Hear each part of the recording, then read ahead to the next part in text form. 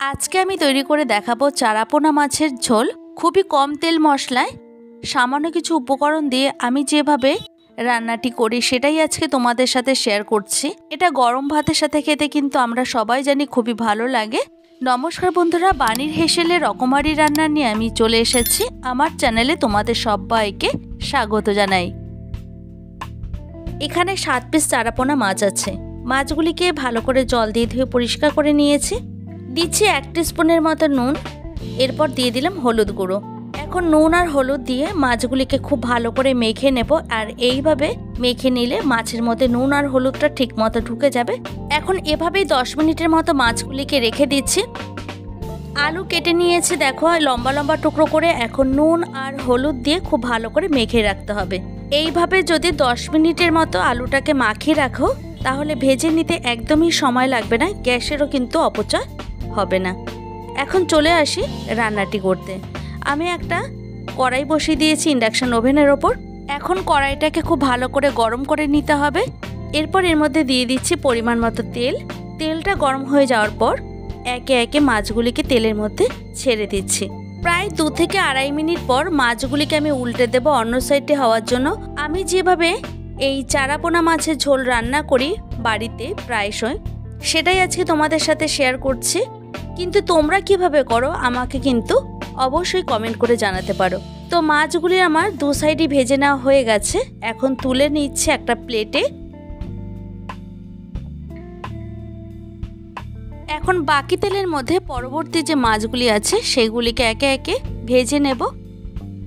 আশা করি দেখেই বুঝতে পারছো আমি এখানে মাছগুলিকে খুব কড়া করে ভাজছি না, হালকা করে ভেজে নেব। যেহেতু এই জ্যান্ত মাছগুলি খুব কড়া করে ভাজলে মাছের যে টেস্ট সেটা নষ্ট হয়ে যাবে। এরপর ওই তেলের মধ্যেই নুন হলুদ মাখিয়ে রাখা আলুগুলিকে দিয়ে দিচ্ছি। হিটটাকে কমিয়ে রেখে আলুটাকে ভেজে নিতে হবে। এবার একটা লিড চাপা দিয়ে দিলাম কিছুক্ষণের জন্য। প্রায় 2 থেকে আড়াই মিনিট পর ফিরে এসে লিডটাকে সরিয়ে নিলাম। দেখো এখানে আলুর কালারটা চেঞ্জ হয়ে গেছে। এইভাবে যদি একটু আগে থেকে নুন হলুদ মাখিয়ে রাখা যায় আলুগুলিকে তাহলে ভেজে নিতে কিন্তু একদমই সময় লাগে না। তো এখন আমি একটা ঝাঁঝরির সাহায্যে আলুটাকে তুলে নিচ্ছি। এখন এই তেলের মধ্যে আরও কিছুটা পরিমাণে সর্ষে তেল অ্যাড করছি। তোমরা চাইলে পুরো রান্নাটাই সর্ষে তেলে করতে পারো, তবে আমি 2টো তেল মিক্স করে রান্নাটি করছি। 1/2 টিস্পুন ফোড়নে দিয়ে দিলাম গোটা জিরে। জিরেটা থেকে গন্ধ বেরোনোর পর দিয়ে দিচ্ছি এর মধ্যে পেঁয়াজ কুচি। এখানে একটা বড় সাইজের পেঁয়াজ কুচি দিয়েছি। এরপর এর মধ্যে দিয়ে দিলাম পরিমাণ মতো নুন। এতে পেঁয়াজগুলি অনেকটাই সফট হয়ে যাবে। তো এভাবে একটু ভালো করে নেড়ে চেড়ে নিচ্ছি। এখন অ্যাড করছি একটা টমেটো কুচি। তারপর আবার একটু ভালো করে নাড়াচাড়া করে নেওয়ার পর ঢাকনা চাপা দিয়ে দিলাম প্রায় 2 থেকে 3 মিনিটের মতো। হিটটাকে কমিয়ে রেখে অবশ্যই এটা করতে হবে। এখন আবারও আমি ঢাকনাটা সরিয়ে নিয়ে একটু নেড়ে চেড়ে নিচ্ছি। দিচ্ছি এর মধ্যে 5-6টার মতো পাকা লঙ্কা আর কিছুটা আদা একসাথে মিশিয়ে বেটে নিয়েছি। সামান্য একটু জল দিয়ে দিলাম। এরপর এর মধ্যে দিয়ে দিচ্ছি জিরের গুঁড়ো, ধনের গুঁড়ো, হলুদের গুঁড়ো আর দিচ্ছি কালারের জন্য কাশ্মীরি রেড চিলি পাউডার। এখন উপকরণগুলিকে খুব ভালো করে মিশিয়ে নিতে হবে। এইভাবে খুব ভালো করে কষিয়ে নিলে রান্নাটা কিন্তু খুবই ভালো হয়। তো আমি এখন একটা ঢাকনা চাপা দিয়ে দিচ্ছি। 3 থেকে 4 মিনিট পর ফিরে এসে ঢাকনাটাকে সরিয়ে নিলাম। আবার একটু ভালো করে নেড়ে চেড়ে নেব যাতে নিচের থেকে না লেগে যায়। এখন আমি ভেজে রাখা আলুর টুকরোগুলিকে দিয়ে দিচ্ছি।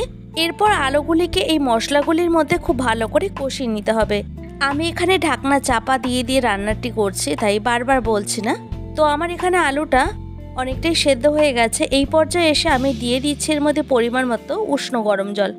যে কোনো রান্নার ক্ষেত্রে আমি উষ্ণ গরম জলটাই ব্যবহার করি। তো এখন ঢাকনা চাপা দিয়ে দিচ্ছি কিছুক্ষণের জন্য।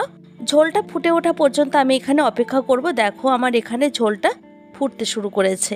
এরপর আমি এর মধ্যে দিয়ে দিচ্ছি ভেজে রাখা সেই চারাপোনা মাছগুলিকে। গ্রেভির পরিমাণটা তোমরা তোমাদের পছন্দ অনুযায়ী বাড়িয়ে বা কমিয়ে নেবে। দেখো এর মধ্যে আমার সমস্ত মাছগুলি দেওয়া হয়ে গেছে। আর একটা জিনিস তোমরা দিতেও পারো, সেটা হলো ধনে পাতা, তবে আমার কাছে এখন এই মুহূর্তে অ্যাভেলেবেল নেই তাই আর দিলাম না। এখন ঢাকনা চাপা দিয়ে মাছের ঝোলটি আরও 4 থেকে 5 মিনিটের মতো রান্না করে নেব। এখানে ঝোলটা কিন্তু অনেকটাই টেনে গেছে আর মাছের কালারটা দেখে আশা করে বুঝতেই পারছো কতটা সুন্দর হয়েছে। আবারও একটু 2 মিনিটের মতো ঢেকে রেখে দেব। এরপর ঢাকনাটা সরিয়ে নিয়ে একটা সার্ভিং বলে সার্ভ করে নেব। গরম ভাতে, দুপুরে লাঞ্চ বা রাতের ডিনারে এইভাবে খুব সহজে খুব কম তেল মশলায় ঝটপট বানিয়ে নিতে পারো। যদি আমার চ্যানেলে এই ধরনের আরও নিত্য নতুন ভিডিও পেতে চাও তাহলে অবশ্যই একটা লাইক কমেন্ট শেয়ার করো। তোমাদের একটা লাইক আর একটা কমেন্ট আমাকে আরও নতুন ভিডিও তৈরি করার উৎসাহ জাগিয়ে তোলে। দেখা হবে অন্য কোনো ভিডিওতে। ভালো থাকবে প্রত্যেকেই, আর তোমরাও সবাইকে ভালো রেখো। আমার সঙ্গে এতক্ষণ থাকার জন্য তোমাদেরকে অসংখ্য ধন্যবাদ।